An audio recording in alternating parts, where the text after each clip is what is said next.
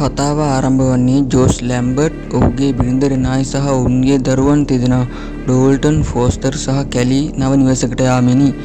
ඔවුන්ගේ වැඩිමහල් පුත්‍රයා වන ඩෝල්ටන් ඉක්මනින් අමුතු හා කරදරකාරී සිදුවීම් අත්විඳීමට පටන් ගන්නා පරිකල්පනීය දරුවෙකි. දිනක් ඩෝල්ටන් අට්ටාලය ගවේෂණය කරන අතරතුර ඉනිමොකකින් වැටෙන අතර අනතුරෙන් පසු ඔහු ගැඹුරු පැහැදිලි කළ නොහැකි කෝමා තත්ත්වයකට වැටේ. ඔහුගේ තත්ත්වයට වෛද්‍යමය හේතුවක් වෛද්‍යවරුන්ට සොයාගත නොහැක. ටික කලකට පසු නිවස වටා අමුතු දේවල් සිදුවෙමින් පවතී.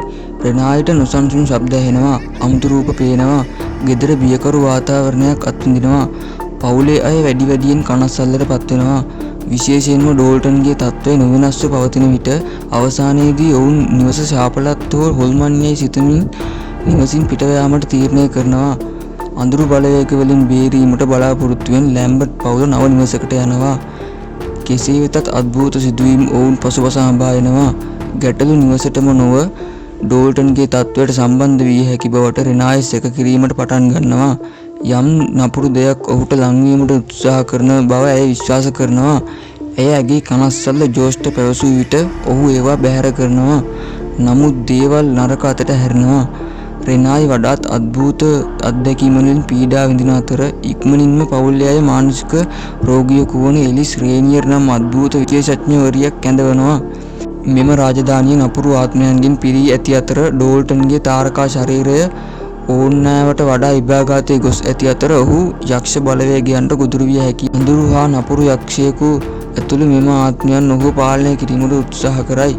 මෝහනය හරහා එලිස් සහ කණ්ඩායම දැනගන්නේ ඩෝල්ටන්ගේ තාරකා ව්‍යාපෘති කිරීමේ හැකියාව පවුල තුළ ක්‍රියාත්මක වන බවත්, ජෝස්ට තරුණ වියේදී සමාන හැකියාවක් තිබූ බවත්ය. එසේ වෙතත් ජෝස් කුඩා කාලයේදී ඔහුද ෆර්දර්හි භයානක හමුවීම් අත්විඳ ඇති බවත්, ඇය අභිරහස ගැඹුරට සොයා බලන විට ලිප්ස්ටික් ෆේඩ් ඩීමන් ලෙස හඳුන්වන යක්ෂයෙකු ඩෝල්ටන් ඉලක්ක කරගෙන ඇති බව ඔවුන්ට සොයාගන්න. යක්ෂයා භෞතික ලෝකයට ඇතුළු වීමට ඩෝල්ටන්ගේ තාරකා ස්වරූපය භාවිතා කිරීමට උත්සාහ කරයි. ජෝස් තම පුතා බේරගැනීමේ යතුර වන ඩෝල්ටන්ට උදව් කිරීමට උත්සාහ කිරීමේදී ඔහුද ෆර්දර් වෙත ඇතුළු වී කුඩා පුතාගේ ආත්මය පසුපස හඹා යන ආයතනවලට මුහුණ දිය යුතුය.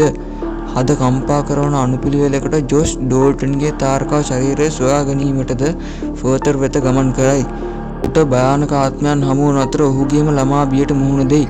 අවසානයේ ජෝස්ට ඩෝල්ටන් සොයා ගැනීමට හැකිවේ. නමුත් අවසාන ගැටුමකදී ඔහුට යක්ෂයාට මුහුණ දීමට සිදුවේ. ඔහු ඩෝල්ටන් බේරා ගනී. නමුත් ඔවුන් සැබෑ ලෝකයට නැවත පැමිණෙන විට යමක් තවමත් නිවැරදි නොවන බව පැහැදිලි වේ. එයාගේ ග්‍රහණයෙන් මිදීමෙන් පසු ජෝස් සහ රෙනායි විශ්වාස කරන්නේ සියල්ල අවසන් බවයි.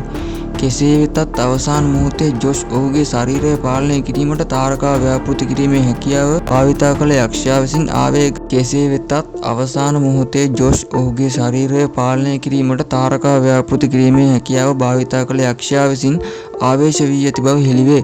ඔහු කැඩපතක් ඉදිරිපිට සිටින විට ඔහුගේ දැස් අඳුරු වඩාත් භයානක පෙනුමක් බවට පත්. ඉන්සිඩියස් තාරකා ප්‍රක්ෂේපණය අද්භූත දේ සහ ජීවතුන් අතර ඇති තුනී වැස්ම යන තේමාවන් ගවේෂණය. චිත්‍රපටයේ සාර්ථකත්වය රැඳී ඇත්තේ එහි ඇති නොසන්සුන්කාරී වාතාවරණය, ක්‍රමයෙන් ආතතිය ගොඩනැගීම සහ පවුල සමග ඇති චිත්තවේගී සම්බන්ධතාව තුළය. එහි අවසන් වන්නේ එක් චිත්‍රපටයකට වඩා නපුරු බලවේගයකට පැවතිය හැකි ආකාරය ගවේෂණය කරමින් අනුප්‍රාප්තිකයන් සඳහා ඉඩක් ඉතිරි කරන සටනකිනි.